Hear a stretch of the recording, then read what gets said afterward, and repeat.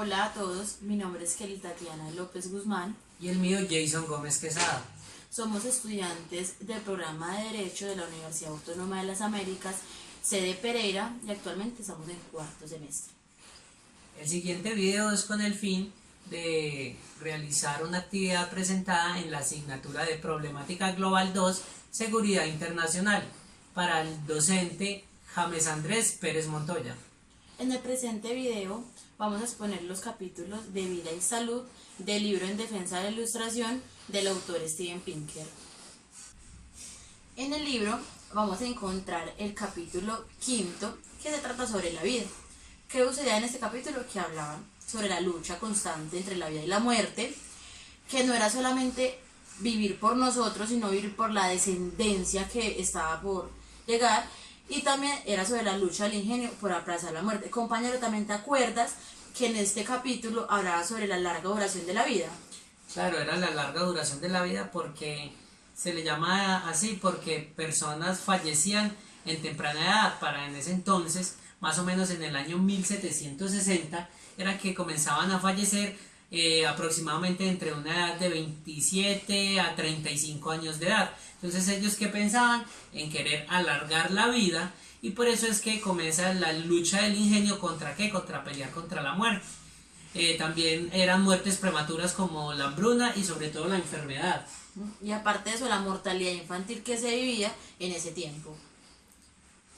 ¿Tú también recuerdas a una persona importante que nombraban en el capítulo del libro? Claro, a Hans Rosling, donde él indicó lo que le llamaba alfabetización y pobreza, y fue un proyecto que él lo denominó como el inicio de la ignorancia. Sí, lo bautizó así. Sí. Claro, ¿por qué? Porque la alfabetización, fue la que comenzó o sea, las personas que no tenían tanta educación, tanto conocimiento, fallaban en qué procesos, en todos los que realizaban, como procedimientos de salud o en partos, y sobre todo también la hambruna. ¿Por qué? Porque pues la pobreza era lo que llevaba a que estas personas fallecieran y murieran de hambre. ¿Usted recuerda que las gráficas que estaban en el libro como tal y en el capítulo de vida, había uno que se llamaba Esperanza de Vida? Algo recuerdo. Ok, le explico en estos momentos. Antes, en los años 1760, la larga duración de la vida de las personas eran entre 29 a 35 años de edad. Muy poca. Muy poca. Ya esto ya cambió, al más o menos entre el 2015 y el 2020, ya la larga duración de la vida para las personas son entre los 70 y los 80 años de edad, o sea que es un cambio de avanzado. O sea que la tecnología y el uso de la razón han en realidad puesto en marcha alargar el proceso de la vida para las personas. Exacto. Ah, qué bueno. ¿Tú también recuerdas a otra persona que se nombraba aquí en esta parte de este capítulo? Sí, Angus Dayton,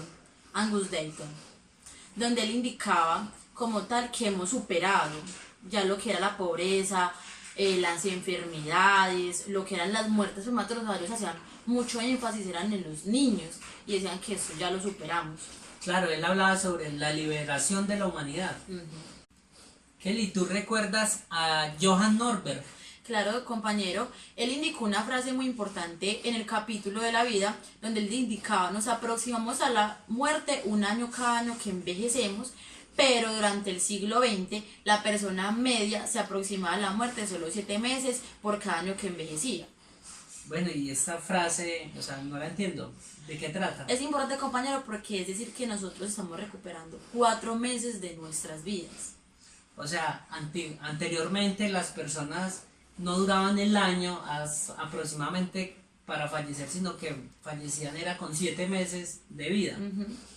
Perdían como tal. Ah, muy bueno. O sea, hemos ganado vida. O sea, que sí se ha aplicado la larga duración de vida. Que se le denomina longevidad. Ah, la longevidad, sí señora. Bueno, también hay una parte muy importante sobre la mortalidad infantil. En el libro se habla sobre porcentajes de la mortalidad infantil. Hace una comparación o una línea de historia donde habla de 1751 aproximadamente al año 2013, donde se tiene un porcentaje aproximado de entre el 30 al 45% fallecimientos de los niños de la parte infantil. es en que, pues, más que todo era en el momento de nacer, fallecían demasiados niños. Después de que nacían, la edad aproximada máxima de vida para un niño era 5 años de edad. Pues por muchos problemas de salud, por problemas de alimentación, posteriormente fallecía. Pero ya hoy en día, en cuestión de la comparación que nos hacen aquí en el libro, hablan sobre que aproximadamente en el año 2010-2013 ya se redujo ese 35% a un 0,3%, especialmente en lo que era Corea del Sur, en Canadá, Chile, en Suecia. Sí, señor. Jason, también le recuerdo que no solamente eran los fallecimientos de los niños como tal, sino también la mortalidad materna que hace un siglo en Estados Unidos golpeaba tan fuerte. Les recuerdo que era aproximadamente el 1,2% de las mujeres en el momento del parto que morían. ¿Por qué? Por la falta de higiene, por los malos procesos que tenían. Hace un siglo sucedía eso. Ya actualmente ya es un 0,004% de las mujeres que mueren en el momento del parto. O sea, estamos hablando de aproximadamente los años de 1750 al año 2010 que nos están dando esta estadística. Sí, claro, y lo peor de esto es que hace un siglo las mujeres que estaban en estado de embarazo y al momento de parir corrían el mismo peligro de una mujer que tuviera un cáncer de mama o cualquier otro cáncer, corrían el mismo peligro. Kelly, en esta lectura también vamos a encontrar una explicación donde nos hablan sobre el Reino Unido, cuál es la prolongación de vida en el Reino Unido, y comienzan a hacer una comparación aproximadamente del año 1701 al año 2010, donde se habla que en el año 1701 las personas lo máximo que llegaban a vivir era aproximadamente 37 años de edad. Muy poco. Pero a medida de todo lo que se fue avanzando, gracias al raciocinio de las personas, a la tecnología, lo que fueron implementando, la edad comenzó a ir a aumentar. Aproximadamente en el año 1840 ya comenzamos a tener 45 años de edad, y así sucesivamente hasta que aproximadamente en el año 1980 llegamos a tener una edad promedio entre 65 y 70 años de edad. Ya hoy en día, aproximadamente al año 2020, estamos teniendo una edad de 75 a 85 años de edad. Interesante. Hemos venido mejorando con la larga duración de la vida. Claro. Bueno, tú también recuerdas que en esta parte del libro tenemos otro capítulo que es de salud. Sí. Bueno, vamos a explicarles sobre la salud. Allí en la salud hablaba sobre que las personas comienzan a rebelarse contra la ilustración. ¿Por qué a rebelarse contra la ilustración? Pues porque la ilustración era que estas personas tenían que ceñirse a lo que les dijeran ¿quién? Sus ancestros. Pero cuando ellos comienzan a tener su uso de razón, pues que comienzan a decir, venga, aquí hay algo que está fallando, tenemos que comenzar a velar por nuestra salud, pues hay gente que está falleciendo por hambre, entonces comienzan a ¿qué? A tener esa lucha contra la muerte. Algo muy importante, compañeros, también sobre la muerte, es que no era también una lucha contra la muerte, sino también sobre el hambre, porque ellos no tenían las formas suficientes para alimentarse. Cuando iban a cazar, habían accidentes en esos momentos, por las guerras y por la enfermedad, dado un caso como tal en el capítulo donde explicaban de que vivían, digamos, con las vacas o así. Ellos no tenían la forma, digamos, de curarse de la enfermedad que la vaca lo infectaba, porque no tenían los recursos, o sea, no tenían la forma en esos momentos. Claro, estamos hablando ya son de enfermedades infecciosas. Esas enfermedades infecciosas no miraban raza, sexo, color, estratos, no miraban si era pobre, rico, atacaban al que fuera. Como por ejemplo, ¿tú recuerdas algún tipo de enfermedades? Sí, claro, la fiebre amarilla, la viruela, la neumonía. Estaba también la fiebre tifoidea, ¿cierto? Algo muy importante de resaltar es que el problema de la malaria se llevó bastante personas, pero en el transcurso del año 2000 al año 2015 crearon el antídoto para la malaria y salvaron un 60% de las personas infectadas. Hemos alargado en realidad la vida. También algo importante es de que nosotros desde que hemos sido Homo sapiens siempre hemos estado luchando contra las enfermedades. ¿Tú recuerdas de pronto cómo era esa lucha? Sí, en ese tiempo, digamos, esa lucha era más como un sacrificio, sacrificar a una persona para salvar a otra. Ah, pero eso lo hacían los chamanes, como los curanderos de las tribus, ¿cierto? Correcto, sí, curanderos. Y aparte había como también unos mitos, por así decirlo, un estrujamiento de gallina, que yo tengo una enfermedad y me soban la gallina y se me va a curar. O tengo una infección, una herida y se me cura cuando estrujo la gallina. Era como Así ese tipo de mitos. que era que si usted le dolía el estómago, le sobaban la gallina en el estómago y posteriormente tenía que sacrificar la gallina porque ella se llevaba al mal. Exacto. Tú también recuerdas la parte sobre la sangría, que era si tú tenías una enfermedad, le cortaban una parte de una vena y se dejaba que se desangrara X tiempo y decía que en la sangre que le estaban expulsando se estaba saliendo la enfermedad. Teníamos lo que era también las plegarias o charlatanería, que es lo que llaman en el libro. Pero ¿qué era eso? Eso aplicaba era como para las religiones, que se pegaban a un dios y decía: Dios, por favor, sálvame de esta enfermedad que tengo. Y eso era lo que ellos llamaban charlatanería. También era el curandismo con las plantas, los bebedizos que le daban a las personas. Kelly, ¿tú recuerdas en el capítulo de salud que allí nos hablaron sobre Jon Snow? Claro, el primer epidemiólogo. Claro, esta persona fue el que comenzó a dar luz pues en el proceso de parterías con el agua clorada sobre el alcantarillado, donde llegaron a salvar millones de vidas.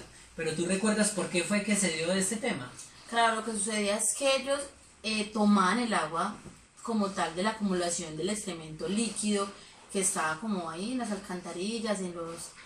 ¿cómo es el nombre? No, ellos no manejaban alcantarillado, ese era el inconveniente de ellos. Ellos no manejaban aguas negras.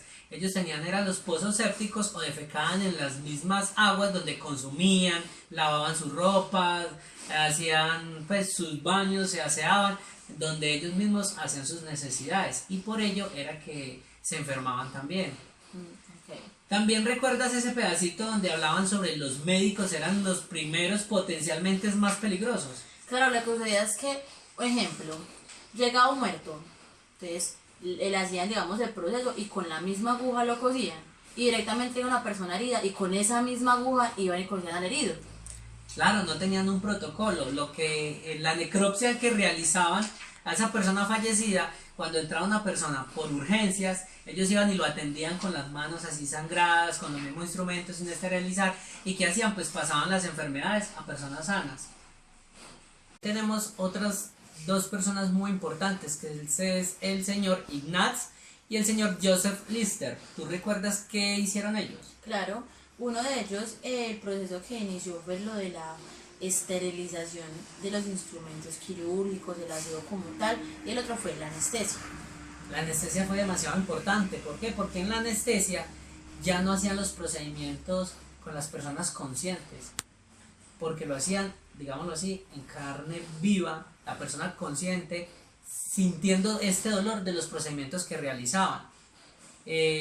También recuerdas que estas personas ayudaron a tener el problema de crear los antibióticos, porque las personas que tenían una parte infectada, la solución era amputar.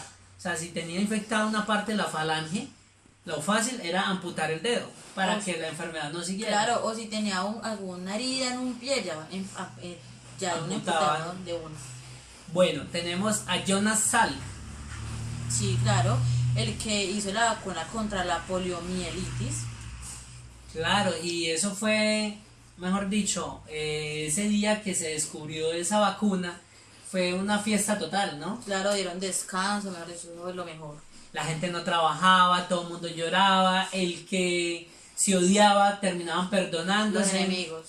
Todos los enemigos volvieron amigos. ¿Por qué? Porque pues gracias a esta enfermedad de la poliomielitis se llevó bastante gente. Entonces ese señor salva muchas vidas. Pero no podemos olvidar al señor Karl Lansdowne, que fue el que creó el tipo de RH. Sí. ¿Tú recuerdas para qué era? El tipo del RH, que era la transfusión de sangre Claro, sí. de los grupos sanguíneos, que comenzaban a transferirle sangre a otra persona sin tener en cuenta qué tipo de grupo sanguíneo era. Esa persona se dedicó a hacer este estudio, a crear los grupos sanguíneos y decir, a este A positivo no se le puede aplicar O negativo o viceversa, y tienen que ser por los grupos y clases sanguíneas. Interesante. A continuación estamos ilustrando una imagen la cual se encuentra en nuestro capítulo de salud, donde realiza la ilustración sobre los héroes de la salud. Como por ejemplo tenemos al señor científico Abel Wohlmann y Lynn Slow sobre el descubrimiento de la cloración del agua, donde salvó 177 millones de vidas. También encontramos al científico William Foige. El descubrimiento fue la estrategia de erradicación de la viruela, donde salvó 132 millones de personas. También tenemos el descubrimiento de 8 vacunas, donde salvaron 129 millones de vidas por el señor Mauricio Hellman. Correcto, también encontramos al científico John Enders, la vacuna contra el sarampión, donde salvó 120 millones de personas. Y así sucesivamente tenemos a cada uno de los científicos, pero vamos a enunciar solamente su descubrimiento, como fue la penicilina por 82 millones de vidas salvadas. Vacunas contra el tétanos y la difteria, 60 millones. Terapia de rehidratación oral, 54 millones de vidas salvadas. Antitoxinas de la difteria y el tétanos, 42 millones. Angioplastia, 15 millones de vidas. Vacuna contra la tosferina, 14 millones. De vidas salvadas. Y el diseño racional de fármacos, 5 millones de vidas salvadas. Compañero, también le recuerdo que Edward Jenner fue el que creó la vacuna contra la viruela, muy importante. Claro, la viruela, por ello fue que fallecieron cantidad de personas. En la parte, en el capítulo de salud, vamos a encontrar también una imagen donde nos muestran una estadística de mortandad de niños no mayores de 5 años de edad, donde se hace un balance desde el año 2000 al 2013, donde tenemos un inicio de 1.750 fallecimientos de niños menores de 5 años de edad por problemas de neumonía, diarrea, malaria, sarampión, el VIH y SIDA. Pero si vamos a hacer esa estadística según lo que nos comenta en este capítulo, entre el año 2000 al 2013 se han salvado aproximadamente 1.000 millones de niños de estas enfermedades. Es algo muy importante de resaltar, o sea que a lo que siempre nos ha venido hablando el capítulo de la larga duración de vida, si hemos venido alargando la duración de vida, pero también tenemos que tener en cuenta que no es solamente por parte de los médicos, sino nosotros mismos también tenemos que tener algunos tipos de seguridad para cuidar nuestra salud, como por ejemplo Hervir el agua, lavarse las manos correctamente en cualquier momento, lo del sanitario. Claro, el sanitario, ¿por qué? Porque en ese entonces se utilizaban eran las letrinas, o sea, no teníamos aguas negras. Hoy en día tenemos ductos de aguas negras. También utilizar los toldillos para los zancudos, los repelentes. Todo esto es porque la ciencia, la investigación ha venido trabajando con la razón. Kelly, yo creo que ya hemos culminado la parte de la explicación de salud y vida. Espero que les haya gustado el pequeño resumen y que las dudas sí hayan quedado claras. Bueno, muchas gracias por dedicar parte de este tiempo a escucharnos esta explicación.